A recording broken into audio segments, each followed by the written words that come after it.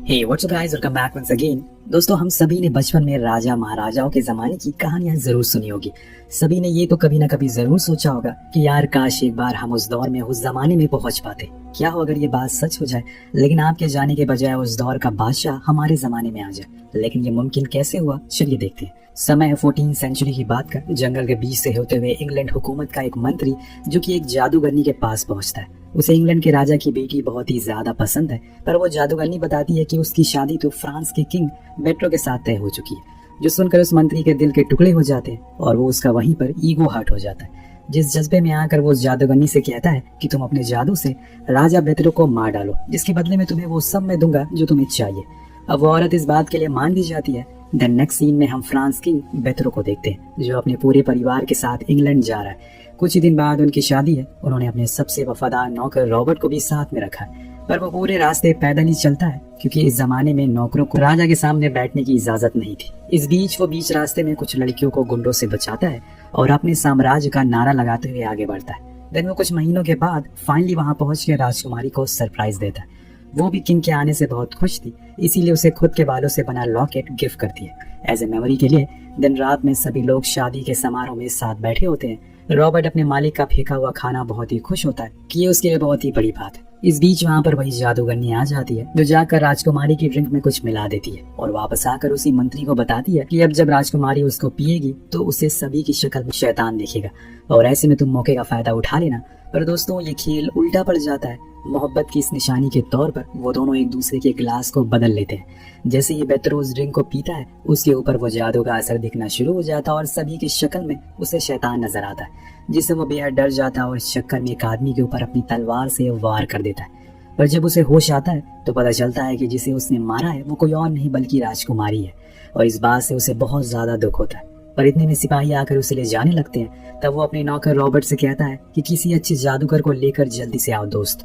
आज के जमाने में दोस्तों, कुछ भी कांड करने के बाद जैसे लॉयर को बुलाया जाता है, सेम वैसे ही उस वक्त में लोग जादूगर को बुलाते थे, क्योंकि उन्हें लगता था कि वो उनकी तकदीर को बदल सकते हैं और सब कुछ पहले जैसा कर सकते हैं। अब रॉबर्ट अपने मालिक की बात को मानकर एक जादूगर को लेकर उनके पास जहाँ उन्हें बंद करके रखा गया था। वो जादूगर उन्हें बताता है कि ये सब उस मंत्री का किया धरा है। उसने ही एक जादूगरनी से ये सब करवाया है, पर अब मैं राजकुमारी को जिंदा तो नहीं कर सकता, लेकिन हाँ, आपको समय में पीछे ले जा सकता हूँ थोड़ा सा, ताकि आप अपनी इस गलती को सुधार सकें। ये सुनकर बेट्रो बहुत खुश होता है और उसे ये जल्दी से करने को कहता है, जिसके बाद वो उन्हें काढ़ा पीने को देता है, जिसे बेट्रो पहले रॉबर्ट को पिलाता है ताकि कहीं कुछ हो तो उसे पहले हो जाए, और जब सब कुछ ठीक रहता है तो वो उसे पी लेता है और फिर जादूगर मंत्र पढ़ना शुरू करता है। कुछ ही सेकंड में ये दोनों वहाँ से गायब हो जाते हैं। लेकिन तभी जादूगर को याद आता है कि शिट, उसने मंत्र में ये तो बताया नहीं कि उन्हें किस डेट और सन में जाना है, यानी कि अब वो कहाँ है उसे भी नहीं पता। वाह क्या जादूगर है। वहाँ दूसरी ओर जब इन दोनों की आंख खुलती है तो वो सेम उसी बेड और उसी जगह पर होते हैं, लेकिन ये जगह 21वीं सेंचुरी का एक म्यूजियम है। जी हाँ, ये दोनों गलती से लेकिन अब 21वीं सेंचुरी में पहुंच चुके हैं, जो इनके लिए समझ से बाहर है। वहाँ पर कुछ बच्चे इन्हें देखकर बहुत ज्यादा डर जाते हैं और ये खुद भी उन बच्चों को देखकर डर चुके थे।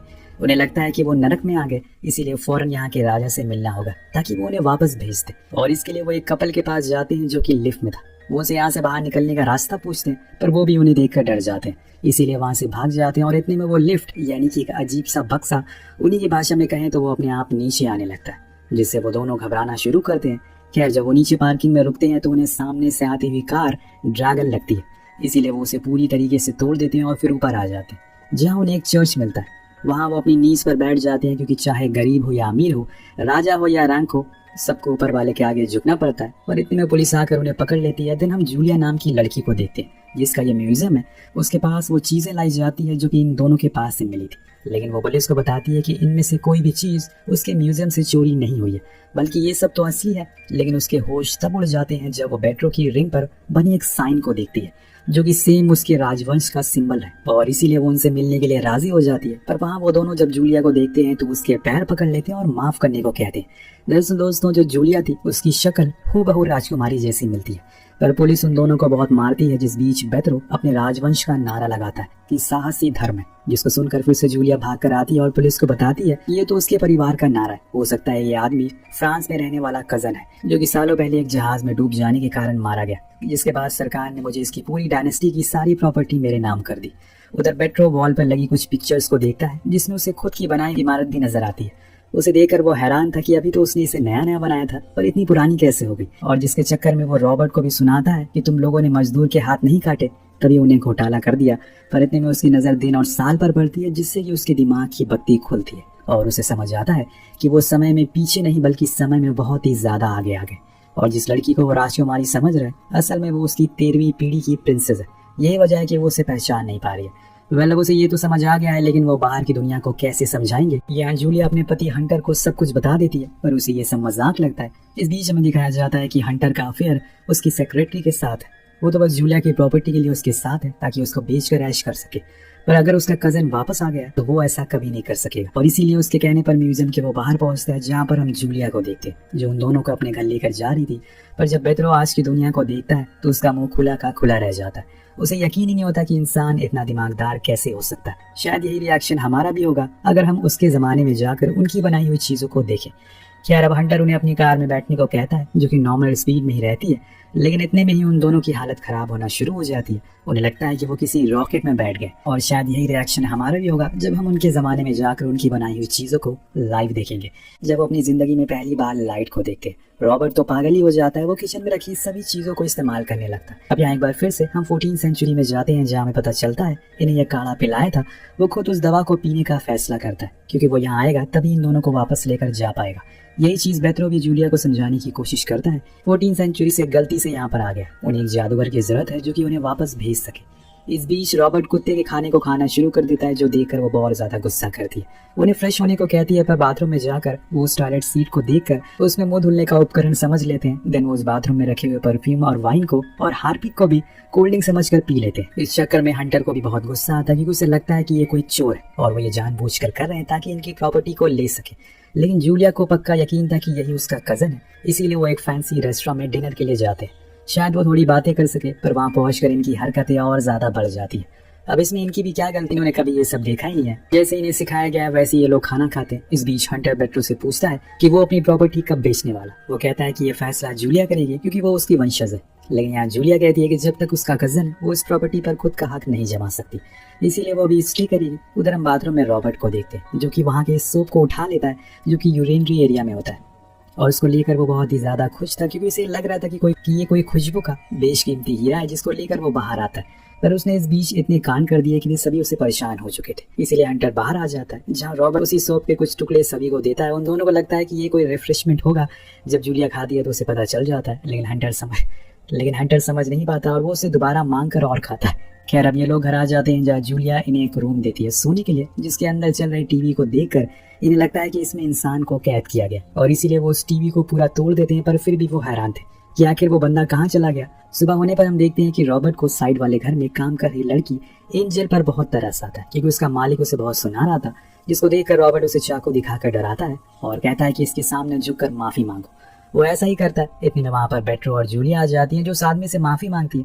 पर बेट्रो उस आदमी से कहता है कि आप इसको अपने पास एक दिन के लिए रख सकते हो और जो करवाना है वो करवा सकते हो, यही इसकी सजा है। पर उसको काम के लिए देर हो रही थी, इसीलिए वो चला जाता है। लेकिन रॉबर्ट एंजल के साथ ही रहता है और उसको और अपना वो गोल्डन वेज दिखाता है, जिसको देखकर वो पागल हो जाती है। उसको शहर घुमाने ले जाती है और वहाँ एक बेदरो को लेकर जूलिया बाहर जाती है और उसके कपड़ों पर खुद का नंबर लगा देती है ताकि वो कहीं गुम ना हो। और इस बीच उनकी पर्स एक चोर छीन कर भागना शुरू करता है, जिसको बेदरो पकड़ लेता है और वही चोरी के इल्जाम में उसका हाथ काटने वाला होता है। लेकिन जूलिया रोकती है और कहती है कि आज के जमाने के कानून थोड़ा नरम है, इसीलिए ये चीज आए दिन होती रहती है, तुम ये मत करो। पर वहाँ पर सभी उस गोल्डन तलवार को देखकर दंग रह जाते हैं।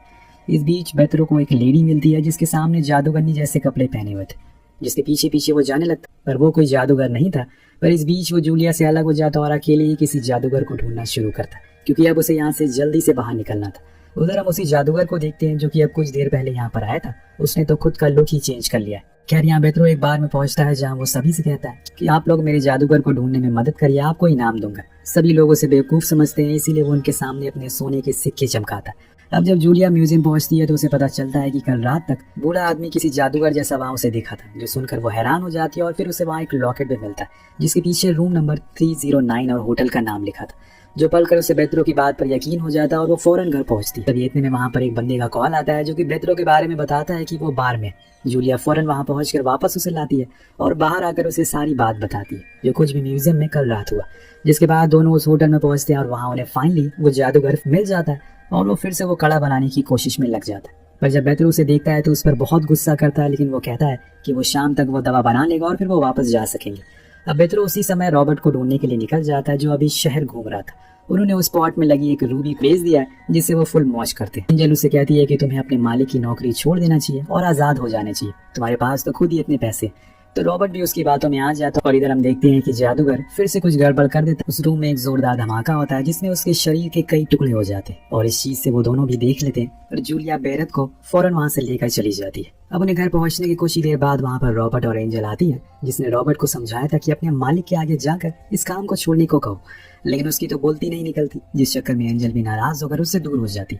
अब सोते टाइम जूलिया हंटर से कहती है कि उसने फैसला किया कि वो अभी ये प्रॉपर्टी अपने कजन के नाम कर देगी, क्योंकि वही इसका असली हकदार है। जो सुनकर हंटर की होश उड़ जाते हैं और वो अंदर अंदर बहुत गुस्से में आ जाता है और इसीलिए वो अगले दिन चुपके से बेरत के फिंगरप्रिंट जूलिया के डीएनए से मैच करवाता है, जिससे उसे पता चलता है कि वो उसका कोई कजन नहीं है, असल में वो बस एक चोर है। उधर हम देखते हैं वो जादूगर ठीक हो जाता है और सुबह सुबह जूलिया के घर पहुंचता है, जहाँ उसको जिंदा देखकर वो एकदम हैरान हो जाती है। लेकिन तभी बेरत आकर उसे बहुत सुनाता है और कहता है कि जल्दी से इस घर में वो दवा बनाओ ताकि हम फिर से अपने जमाने में जा सके। वो मान जाता है और फिर किचन में वो दवा बनाना शुरू करता है। इस बीच बेरत रॉबर्ट को बुलाकर कहता है कि जल्दी से सामानों को बांध लो, हम लोग घर वापस जा रहे हैं। पर दोस्तों यहाँ पर आज पहली बार रॉबर्ट उसके साथ कहीं जाने से मना कर देता है। लड़की का चक्कर बाबू भैया, वो वही एंजल के साथ ही जिंदगी गुजारना चाहता है। जो सुनकर बेरत उसे बहुत गुस्सा होता है और कहता है कि वो उसकी प्रॉपर्टी है, इसीलिए वो उसे कहीं भी ले जा सकता। लेकिन तभी वहाँ जूलिया उसे ऐसा करने से मना करती है और रॉबर्ट को आजाद करने को कहती है। बेरत उसकी बात को टाल नहीं पाता और इसको जाने देता, पर जाते जाते रॉबर्ट जूलिया को हंटर की सेक्रेटरी का पर्स देते हुए जाता, जो कि उसके कार में मिली थी। उसे देखकर वो समझ जाती है कि जरूर उसका किसी से अफेयर है।